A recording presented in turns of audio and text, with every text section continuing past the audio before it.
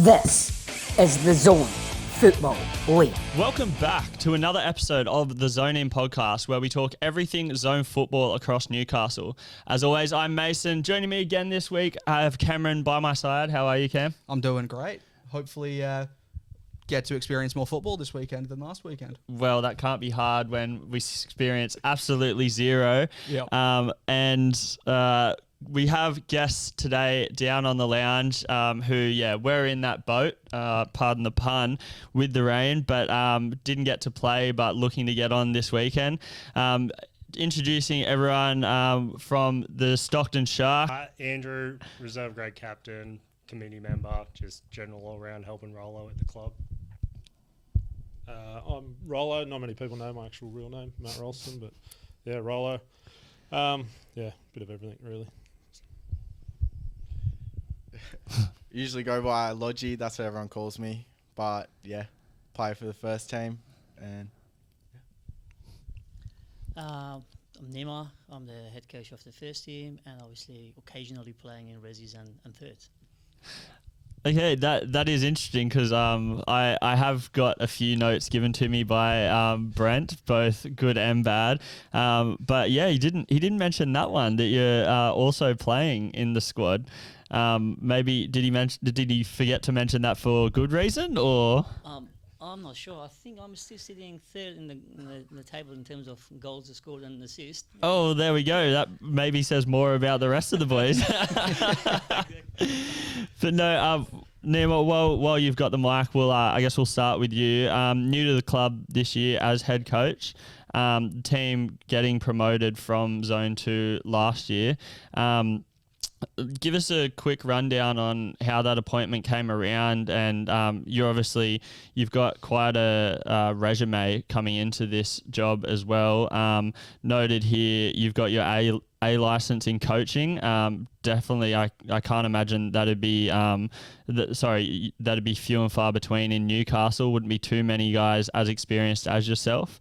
So how have you ended up here with the Stockton Sharks? Yeah. So when I finished last year at Broadmeadow Magic, I wanted to have a year off, just to recharge the battery. And my boss said, "No, you can't have the year off. In no time, within a week or two, you're going to be ending up somewhere." And I said, "We'll see." And then I have a few friends who I played with them years ago, and they are playing in Stockton. And they said, "Would you be interested to come to Stockton?" I said, "No, mate, I'm done. I want to have a year off." A week later, I sent them a message, "Are you guys still looking for a coach?" And then they said, "Oh yeah, well, it's yours if you want to come and have a chat." So I sat down with Rolo and the president, the ex-president, and the vice president.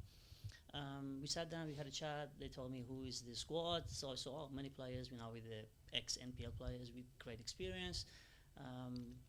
And with the fresh players we're getting in, we're going to be a very competitive team. And that sold it to me, and I said, "Yeah, you know what?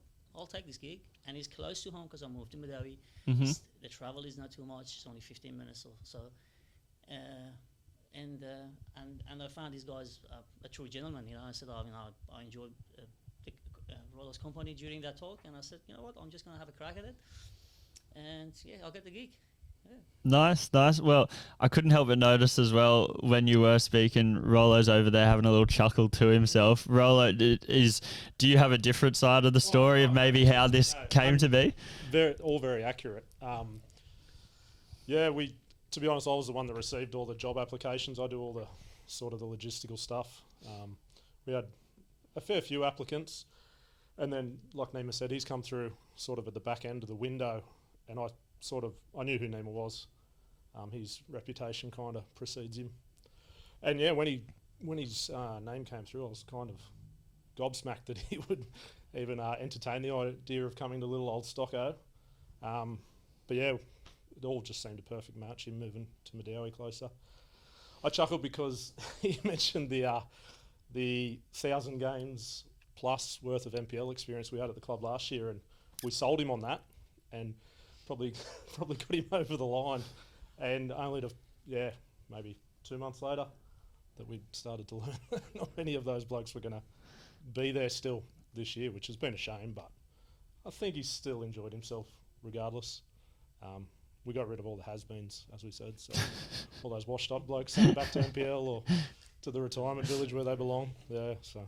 Yeah, and just before, as we were waiting for few of you boys to rock up, we're having a chat. The squad, obviously, as you mentioned there, but if someone wants to go into a bit more depth, then the squad that from last year that the Sharks had got promoted, then obviously looking not as familiar this year then? No, definitely very different. Like I said, I think it worked out about 1,100 games worth of NPL first grade experience. Some absolute legends of Newcastle football: Chris Berlin, Tommy Smart, Blake Thompson, John Griffiths. There's even more than that. And yeah, it would have been good to have them. It wasn't the sole reason we accepted the promotion when we were offered. The acceptance was more to do with the promotion of the club. If they stayed, it would have been great. We would have had a much more successful year than what we did, but at the same time, I'd have no regrets in doing it. The club's come on leaps and bounds. Nima's added a whole new level of professionalism to the squad and the club as a whole. It's not what we envisioned initially, but I still feel we've achieved a lot more than we had anticipated anyway. So, yeah, and maybe I'll direct this at Andrew then, with yourself also being at the club for a little bit now, I assume. But yeah, as you touched on, Rolo, you guys didn't necessarily get the promotion, but you were asked to push yourselves and go up, which in itself is a pretty big thing to take on. Obviously, the other team going up with you were Croatia, and their results speak for himself highly. Maybe that as well overshadowing the results of you guys being the two teams to come up together, but unfortunately looking at the other end of the ladder. But Andrew, how did it feel, like the squad morale, the thought of having that chance to go up and prove yourselves in Zone 1 then? I feel some of the boys, obviously the older end, didn't really feel the need to go up and keep proving themselves, but with going up brought a whole new aspect of, let's bring some new guys in that want to keep pushing the club forward. And I feel like we've done that. We've brought in a few guys mid-season that have really brought up the level of experience that we were kind of missing at the start of the year. But it's going pretty good now. A lot of results haven't gone our way late into the game, and that's where that experience that we've brought in can help change that for the rest of the season. And just on that point, it's probably not the thing you want me to touch on most, but I do have them noted here. There's about 3 or 4 games, I believe, so far this season where you have unfortunately either drawn or lost in the 90-minute plus. But then again, as I'm saying, currently you guys are sitting in 10th, but some of these results against some of the higher guys, which I've noted here, round 7 was a 3-7 loss to Olympic, so still obviously in that affair. Round 11, losing just by 1 to Warners Bay. Most recently, the best one, which shocked me, and credit to you guys, the 3-4 against Croatia, and I believe you were leading that game for quite a long time. Round 9, a draw 2-2 with Mayfield. I heard that was a terribly cold night on a Thursday. And then 2 weeks ago, the 2-0 loss to Suns. Obviously, not getting any points from those games, bar the draw with Mayfield, hurts on the table. But I guess, Nima, if you touch on this, how did those results specifically get taken on board throughout the squad for you as the coach, but still trying to like use those games surely as motivating points for the squad to just keep going week in, week out? Yeah, so there is a lesson in every game. So we take the positives out of those games. We re-emphasize on those correct behavior, and we learn from the mistakes we had. So we're trying to build an environment that the players can express themselves, you know, if they do something right. So we keep encouraging them to do it. And when things go wrong, so first and foremost, that's mine. So I'll take the responsibility for team conceding at 94th minute. This again is mine. Conceding at 92nd minute, you know. But we use those as an opportunity to get better and improve as a team collectively, and also as an individual, as a human being. So we go down, you got to get up. Otherwise, life is like that. Life is tough. Yeah, of course. And is that a culture, I guess, across the whole club that Stockton instill with all their players? Just making sure to push forward, not let those results really get to you too much, and just that mentality of trying to be strong then. Absolutely. So when we got to this league, there was no expectation of us to make it top 4 or top 5. So we were in this comp to be competitive and to not get relegated. So we are doing our best to make sure we stay in this comp and playing some attractive brand of football. So that was my objective when I got here. And I said, you can play long balls, you can play short football, you can play any. It doesn't matter. That's fine. That's credit to any team who plays whatever style they want to play. But I like to play something which you have more the ball. You can play with the ball more. So I've been trying to do that. Sometimes it didn't work out, so we got punished. I mean, after being 3-2 up, and we're still trying to do the same thing, and we conceded the goal. So maybe we should have kicked the ball long and got the result. So that's a learning point for myself in terms of game management, and that I can re-emphasize it to my boys, so not to make those mistakes again. Yeah. Obviously, leading into the late end of the season now, what sort of obviously changes need to be made when you're struggling with results over the course of the season, but what has actually changed? What have you learnt now that we're at the end of the season? We never had a same team 2 weeks in a row. So the lack of consistency is the biggest thing. It's just hurting us.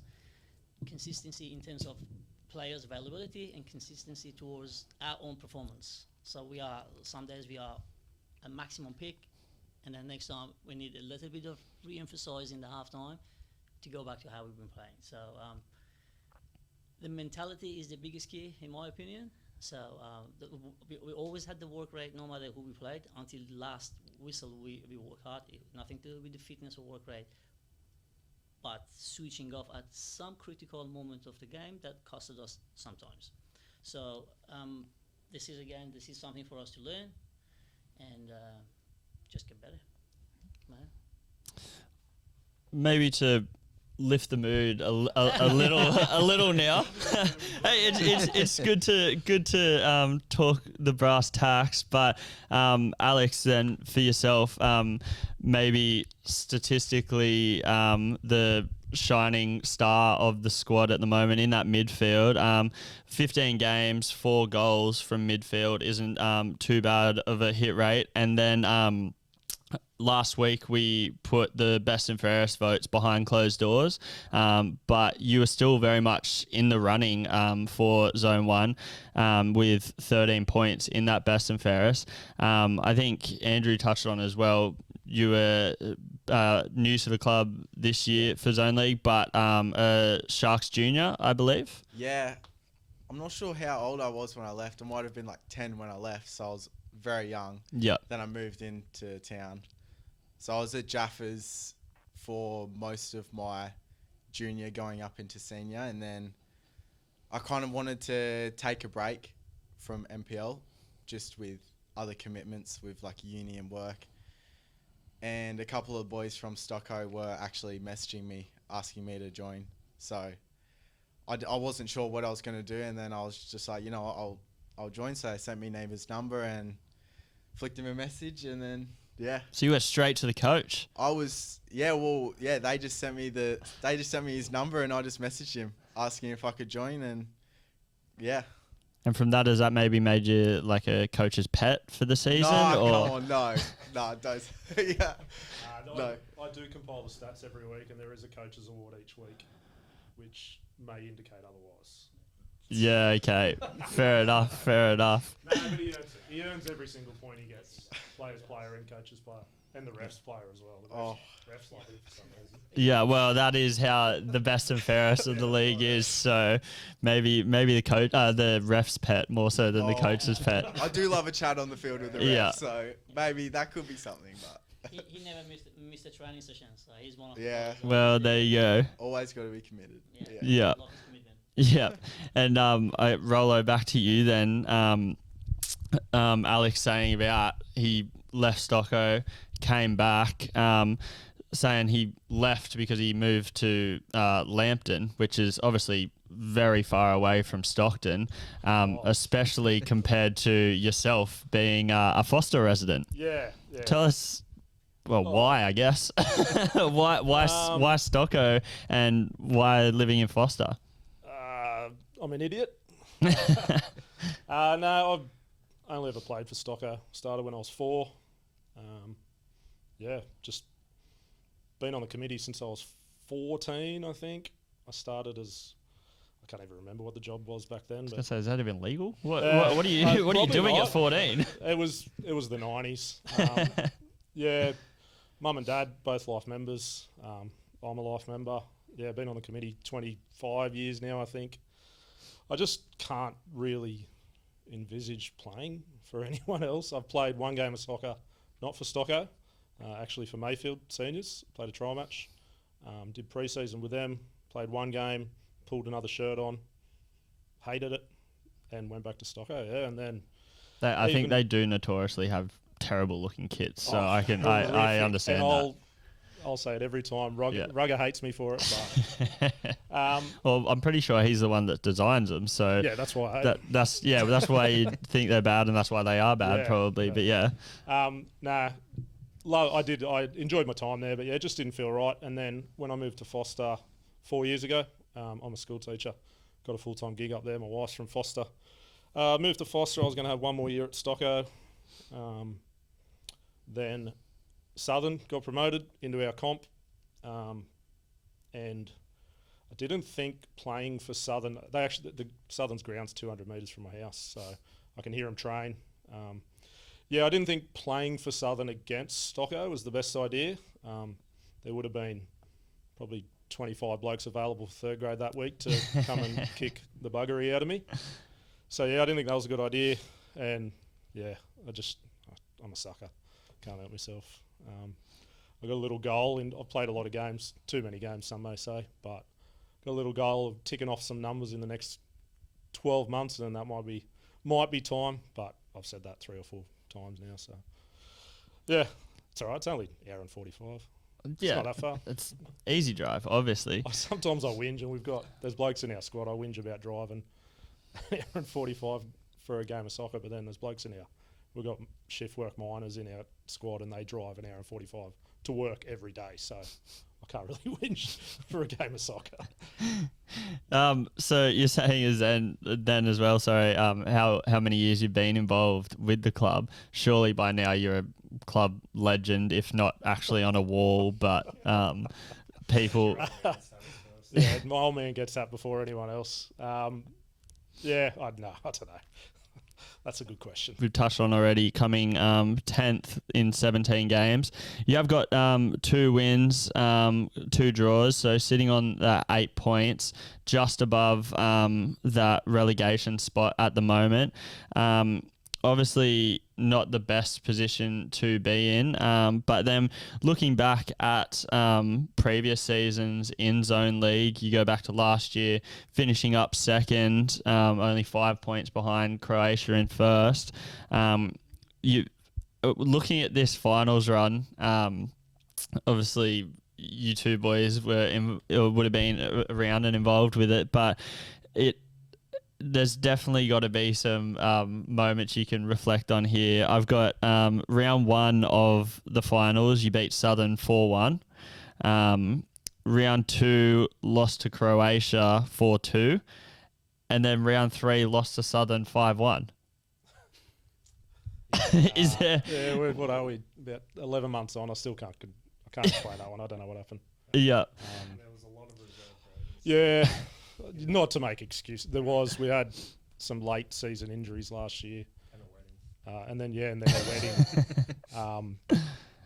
Actually, one of those so-called MPL legends destroyed the first grade side that day by having, I think, Aussie's brother's wedding, wasn't it? Yeah. So Tommy Smart's pulled, or him, about 4 other blokes out of that last finals. But having said that, we could have won. It's a hard place to go, Pasadena, but if we win that day, we straight through the grand final. It's not an issue. Yeah. So wasn't meant to be. It still hurts. I can imagine. So we'll move on quickly for you. You're good at bringing up the bad stuff, mate. Yeah. 2023 finishing in 4th, but unfortunately knocked out in the round 2 finals by Norths. But my point is getting at here. That one hurts still too as well, mate. Yeah. I'm glad we got out of the doom and gloom earlier. Now we're just straight back. This is a good chance to bag out Tommy Smart because that was his fault as well. He scored an own goal. Outrageous own A goal. ridiculous own goal. We were up 2-1 at the time, I think. He scored an own goal and we went, then he got injured about 5 minutes later and went off and then it was game over. We're going to get him back next year. So let's do some He's too busy going to be playing his, New FM playoff final or whatever they do for the big trophy. He'll be playing that this year, won't he? They should be fine. Are they safe now? All right. Yeah.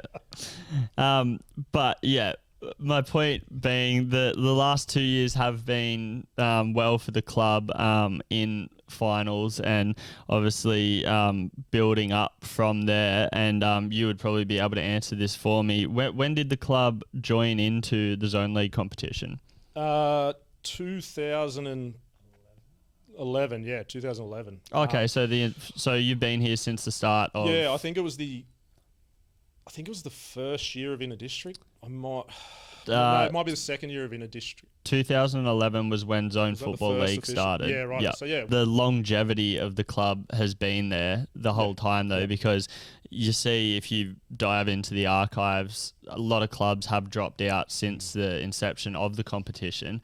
There wouldn't actually, I don't think, be too many clubs that, let alone players as well, that have stuck around this whole time since that. So, if nothing else, the longevity and the legacy that the Sharks are creating as part of this competition is something to definitely be proud of in that. Bringing in younger guys now, getting that bit of a turnover but doing it in the right way almost is something we were speaking about before as well, instead of leaving it till last when all your squad's getting older and then you're like, oh God, we've got to now recruit. Stockton seem like they're doing quite well in that sense, and the whole club itself with just over 500 members, how does the junior club link up with this Zone League system at Stockton? These days, very well. Very well. We're on our own for the first sort of 3 or 4 years, and then I wanted to make a very conscious effort to get the juniors and the seniors back together. In the past, Stockton's had a lot of senior clubs, sort of flash in the pan kind of thing, come in, burn out, because they didn't have that association with junior clubs, or their junior club, I should say, which does become a big issue. The reason I started the zone with all of these blokes, not just because we were playing all age and wanted a bit more, but when I was a kid, I was 13, 14, I got to that sort of age bracket, and I mean, I'm no superstar, but I was all right as a young fella, but there wasn't anywhere to go in Stockton. You had to go over town. That's where the blokes like Tommy Smart, Luke Storsky, Paulie Buxton, all these blokes who were obviously better than where the club was at, had to go over town to play football. Whereas I wanted, my goal was to give that pathway from an under sixes to men's football, which is where we're starting to get to now. That with our we call the development squad within our club, trying to keep some of those elite players at the club. I mean, the top tier, you're always going to lose the top tier to the NPL clubs, and that we've never been ones to stand in the way of that. We encourage it, we help where we can to those kids, whether it's through connections, recommending a club. But yeah, just sort of that. There is that if they go to an NPL club, they don't like it for a year, it's too expensive, as everyone in Newcastle football, or probably Australian football, knows NPL is an expensive game. They can come back to Stockton and still play a pretty good level of soccer, get to 15, 16, and then look at joining a zone squad, which is where we're sort of at now. Previously, we were relying on the old has-beens. Our first grade side last year, average age was, I think it was about 33 and a half, where opposed to this year where I think it's about 22, 23. So last year's squad was just quite knowledgeable of football. Yeah, then. very knowledgeable, Yeah. very knowledgeable. And it has its perks, obviously, but I guess it also has its downsides. That semi-final against Southern were a young and quick team, and they just ran ragged on us because we had some old blokes. But yeah, it's about that pathway, getting a kid who plays his first game of soccer as a Shark, as a 5-year-old or a 4-year-old or whatever, and where we can progress them into his own first grade side, that would be my dream. We're starting to get to the point now that, with it being sort of 13, 14 years ago we started, where those 4-year-olds that started then are 16, 17 now, they could be looking at playing some first grade footy, which would be absolutely incredible. Just wanted to take a minute to thank all of our great sponsors of the Zone In podcast. We have Deploy Football, the leading developers and manufacturers of performance sporting solutions, not only just including our awesome balls, and also sportswear with all of our grassroots clubs in helping them design and produce amazing apparel. One of our other major sponsors, Solved Marketing. If you want your problems solved are the ones to go with. Helping businesses, brands solve complex challenges with ingenuity and creative solutions. Solved Marketing is our go-to agency for all of our marketing needs, and we cannot recommend them enough. And finally, Harry Schnitzel Joint. You guys know every week Man of the Match is presented with the Harry Schnitzel Award. Definitely go check Harry Schnitzel out. And we know that all the Man of the Match recipients have been so excited to get their Harry Schnitzel Man of the Match Award and get down to Harry Schnitzel. Alrighty. Well, moving away from the doom and gloom, I want to touch on the couple of good results you've had throughout the season. Any moments that stand out to any of you in particular that, something you look back on and go, that was my moment, that was my favourite moment, or anything like that for the club?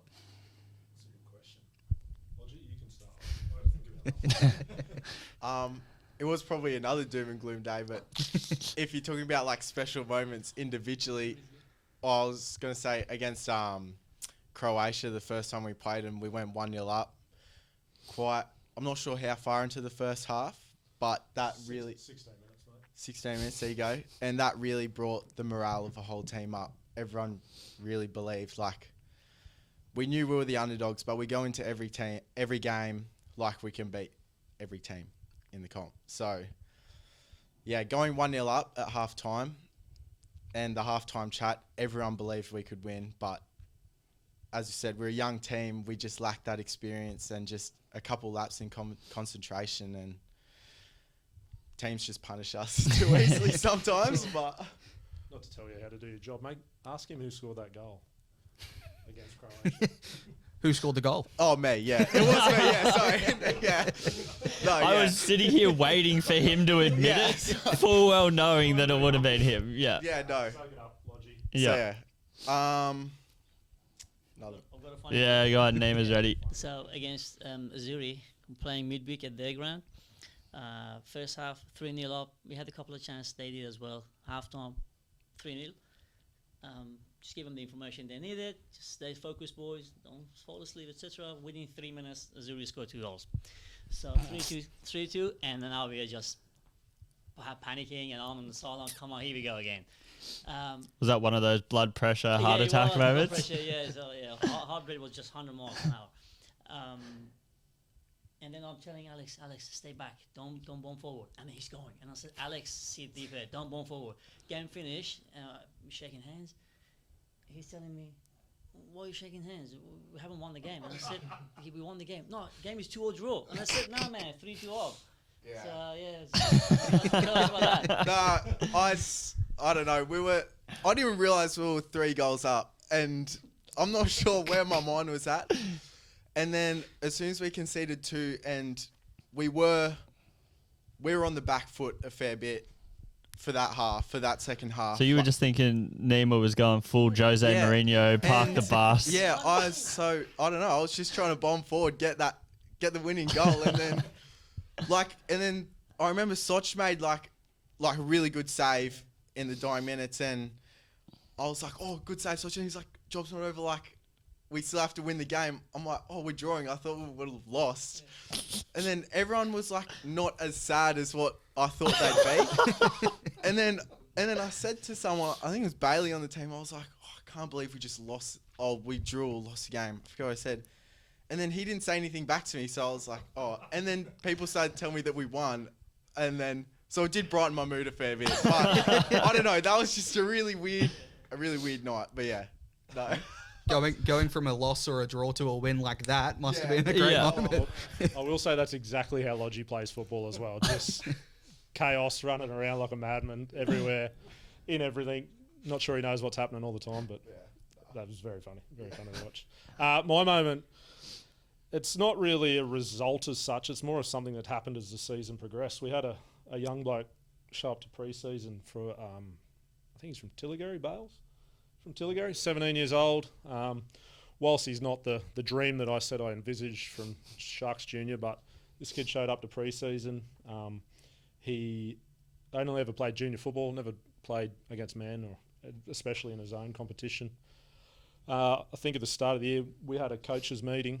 I somehow end up on these coaches meetings, or Nima ropes me in, about where everyone sat in the squad and like who was going to register for conference and all that sort of business. Bailey was sort of sitting initially, potentially conference, bit of reserve grade. Then pre-season started. I think maybe 2 games Nima watched him for, and I think everyone else sort of saw that this kid is incredible. Like he's built like a man. He is a man, but he's built like a genuine footballer. You'll see him on the weekend. Hopefully, get around, and he looks like a footballer, and he's probably. I don't want to speak for Nima, but he's probably in the first couple of players that's picked every week at the moment in first grade. And you just know what you get out of him every week. He doesn't say much, like Lodgy said, he's pretty quiet. But, yeah, he can football. He hits hard. He runs hard. He nearly scored one of the goals of the year against Croatia, a backstick header that, yeah, definitely would have made the highlights reel. Oh, he gets up like a salmon, as Andy Harper used to say, a spawning salmon. But yeah, he's an incredible kid, and hopefully no other clubs are watching him. And he likes playing for Stockton. You got anything? Nice. I mean, my highlight for the year would have been the Croatia second game, going in 1-0 at halftime again. Yes, we came out and went down 2-1 pretty quick. But they come back, score 2 more goals, and just show that we can stick it to the big boys in the competition. And hopefully the boys have been using that to try and further throughout the rest of the season. But yeah, that was it really. Well, just while you've got the mic, Cam, I don't know if you were trying to set Andrew up here. We have been told to ask one specific question, which I assume mustn't have been this year, unless you're downplaying this. But tell us about your bicycle. What was it? All age or zone league? No, it was zone league. First year of zone league, I think. Look, long time ago. There was a company called NSR getting around that helped facilitate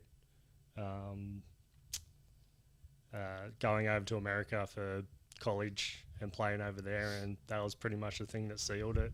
getting over there was a nice backstick bicycle goal in the grand final. Someone looked up a YouTube video. Probably my first foray into Video editing. It's got a stupid amount of views. So I'd say thanks, Rolo or Brent, for that question. Yeah. So it's out there on YouTube, is it? Or somewhere. yeah. Yeah.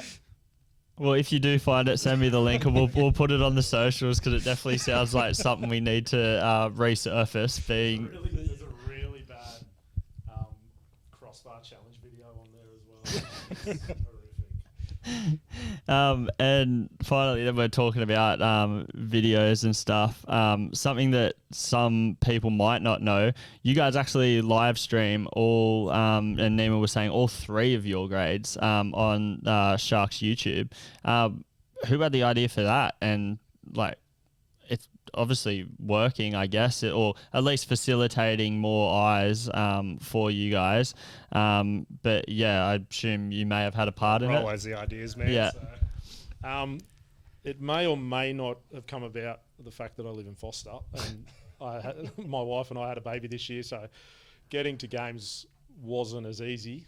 So it may have been a selfish reason, sitting up with a Sharks game on my big screen TV in the lounge room. No, just the VO's a growing thing in football, obviously, and we did a lot of fundraising to get the VO cam for technical reasons for coaches. We've got 2. We've got the live stream one and we've got the kids one that we use for our development squads.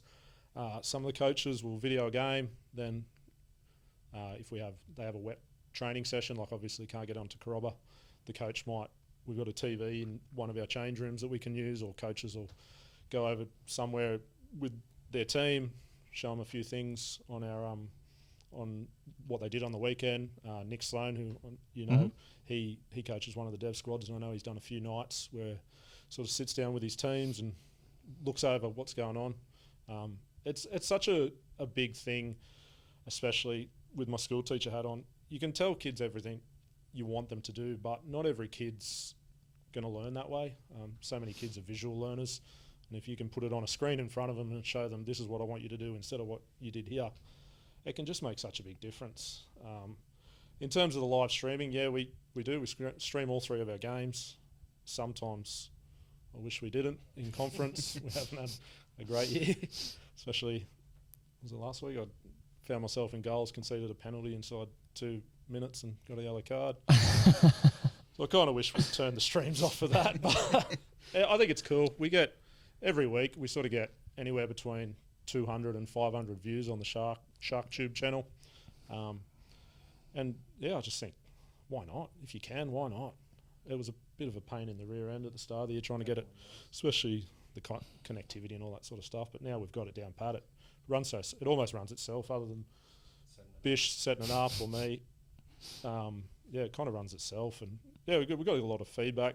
We do envisage in the future, like getting it played on the sponsors pub on live, especially on away days. Obviously, home games you want people at the ground, but on away days, if you put it on the TV in the pub, and even blokes who might not be huge fans of the club, or some people might not know the club exists. Yep. They might say, "Oh, wow, I didn't realise there's a soccer team that plays at a decent standard. Maybe I'll go up, or maybe I'll watch it." So yeah, it's only a good thing. And last home game, we streamed a couple of the junior games. We streamed the 2 under-12s teams and the 14s live streamed. Just sort of as a cool little gimmick, not a gimmick, a good kick for the kids. Yeah, for sure. We sort of advertised it, and even the away teams were coming up. We like to go and ask the other team, hey, do you mind if we record your game or stream your game? And they're all cool with it. The Mayfield Juniors team, the under-14s team, I spoke to the coach before the game. He said, oh, well, you better, because we've let all the families know the link to the game, and they're all planning on watching it at home. And it was rainy and miserable. Like, it's a much better way to watch football than sit on the hill at Corobba, the coldest place on earth. Yeah, so it's a cool little gimmick. We'd like to do the live stream with the kids more often, but the live stream capability, VO, only goes with the ZFL squad, unfortunately. So we don't always line up with the junior teams, but maybe down the track might be something to look at for the kids. Yep. No, definitely. Well, yeah, I'd say it. I don't know of any other club doing that, and I think it's a great initiative. So, yeah, definitely, we'd be happy to share it for you guys, get the notoriety around there, even for the juniors as well. And you did touch then on Koroba, the home of the Sharks. Koroba hosting round 19 of Zone Football League. The match of the round, seeing you guys take on Hamilton Azuri. You guys currently in 10th on 8 points, and Azuri 12th with 4 points. Obviously, you've got that bit of a buffer there, depending on how the result goes. But obviously, I'm sure as every game you're going in winning, but definitely a win here would make you guys feel a little more comfortable. I'm sure finish rounding out the rest of the season. Yeah, Nima, what are your thoughts going into this game? Firstly, thanks for choosing this game as a match of the round. So this time, at least, people can see how we play. It's not about just the results saying, oh, yeah, Stockton got hammered 7-1, 7-3, 7-4, whatever. You can see what we're trying to do. But then back to the game. So last time we played Azuri, they played well, and they pushed us all the way. Being the last on the table for them doesn't mean they are the worst team in the comps. They were competitive at some games. Obviously, they lost few games poorly, but again, every game is a winnable game for any team in this comp. Anyone can beat anyone if they rock up on the day with the correct mindset, with a good preparation, which there is no preparation at the moment in the rain, but if you have a right preparation, good mindset, and work rate, you can win the game. So we are going to this game same as every other game, with the aim of getting the 3 points. And we keep trying to stretch this game to the final whistle. So the game is not over until the referee blows the whistle. So that's our objective at the moment, isn't it? Yeah. 2 halves of football. That's right. Yeah, and obviously then Alex, for yourself playing, obviously you're probably used to having cameras recording your games with the VO set up, but how does it feel for you knowing that we're going to have the cameras there, commentators there, commentating your game out of everyone for the round, and yeah, yourself being highlighted then? Yeah, no, I think it's exciting. As Nima said, people will actually be able to see how we play, our identity with playing out from the brack, being composed. But let's just hope we make it past the first half this time and come out of the sheds. Yeah, it's an exciting game again. They're a fierce team. Like, they like to run at you. They like to press. We know that. So, yeah.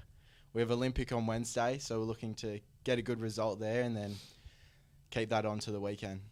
For sure. And is there anything you want me to tell the commentators not to touch on about you specifically? I'm sure they'll definitely leave it alone. I don't know.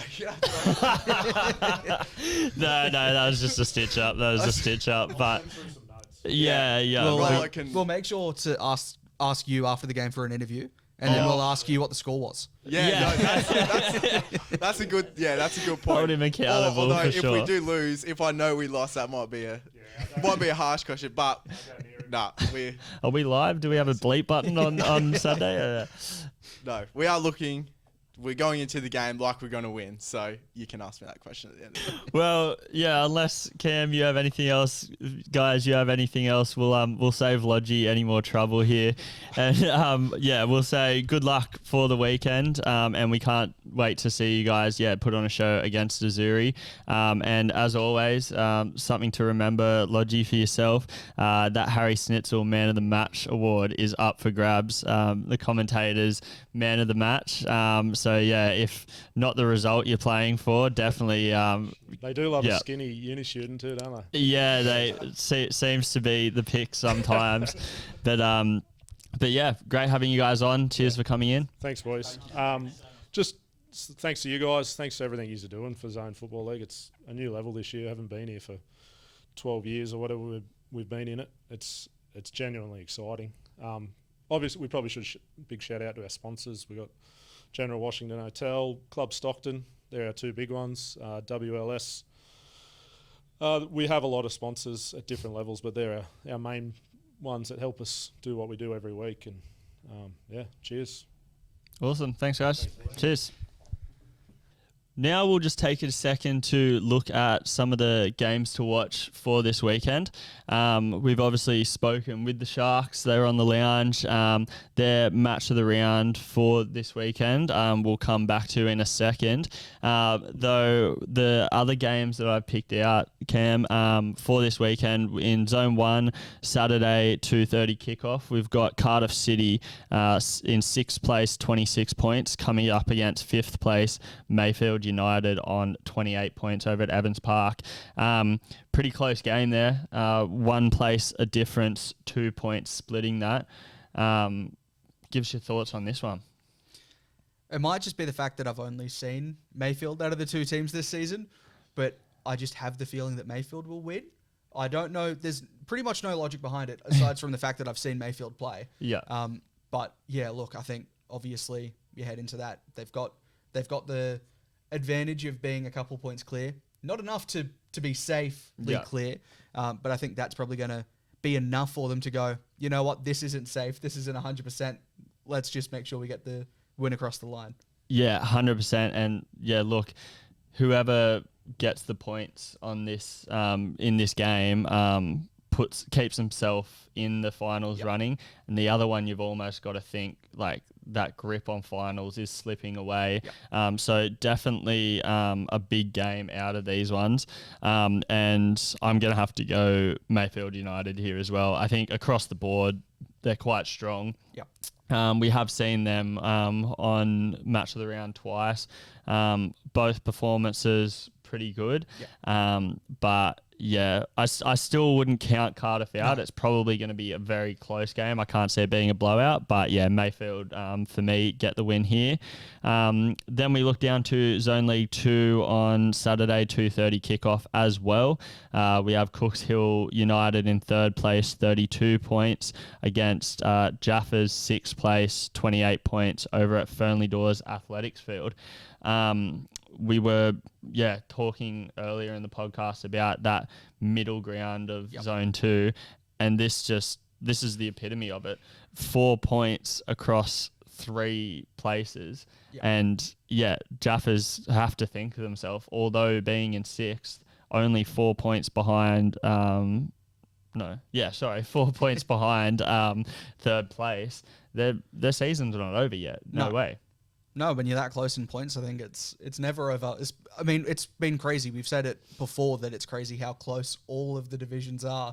It just, that's another moment that you go, wow, that really is close. I feel like I've done a lot of the predicting first. I'm going to let you go first. I'm going to make my choice based on that. Fair enough. I think I'm purely going to pick off the hunger drive here, and I think Jaffers are going to come into this very hungry for it. Once again, knowing that maybe if they don't get the points here, they're going to be even more up against it to round out the season. So they're really going to push here, I reckon. So I'm going to go Jaffers. You've put me in a tough spot here. I was thinking Jaffers, but I kind of like the idea of going something different. But I kind of feel the same as you. I feel like it's going to be that push. I think I'm going to have to say the Jaffers as well. Fair enough. Finally, looking at Zone 3 then, over on the Sunday 2:30 kickoff, we have 3rd place Medowie on 27 points versus Charlestown 7th place on 20 points. Obviously, bit bigger of a point difference here, but with that, if Charlestown get those 3 points over Medowie, they're once again still in the running, and that is the common theme out of these games that I've picked. But sometimes those are the ones that you can see a better result coming out of, because both teams have to really fight for something. Medowie, knowing full well that Merriweather and Southern Lakes are hot on their heels. So they too also still have something to play for here. Yeah, but I think Medowie have shown the quality that they have this season from what I've seen from them. I think Charlestown are a good side from, again, some of the games that you've seen, but I think realistically, obviously, positions on the ladder, I think, are the easy way for me to decide here, especially with the fact that Madawi looks so dangerous on the counter attack and on the attack in general. That I think, again, I wouldn't be shocked if it's a close result. You know, I wouldn't even be shocked if someone was to expect a draw just because of where we are in the season. But I think Madawi probably have the quality just to get across the line. Yeah, the 100%. Those are all fair points. And as you say, you yourself can only base off things you've seen. I maybe here have an advantage, especially in the Zone 3.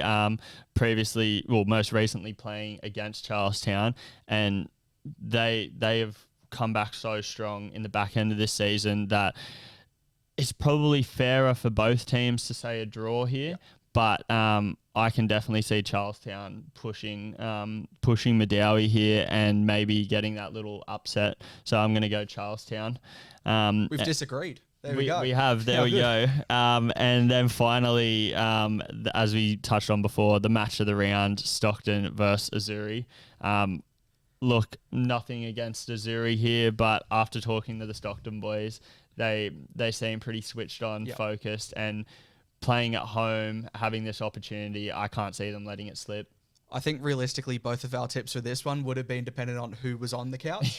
Because I think if Azuri were here, we'd probably feel the other way. Probably true, But that was what was going through my mind. I just went, I can't go past the Sharks after talking with them. There's an edge to their conversation with this that felt like they can get a result, and they will get a result. Yeah, and look, I loved that what Nima and Alex were saying, that maybe if it's not the result that they get at the end of the game, at least they want to play entertaining football, which for a match of the round, I think is great.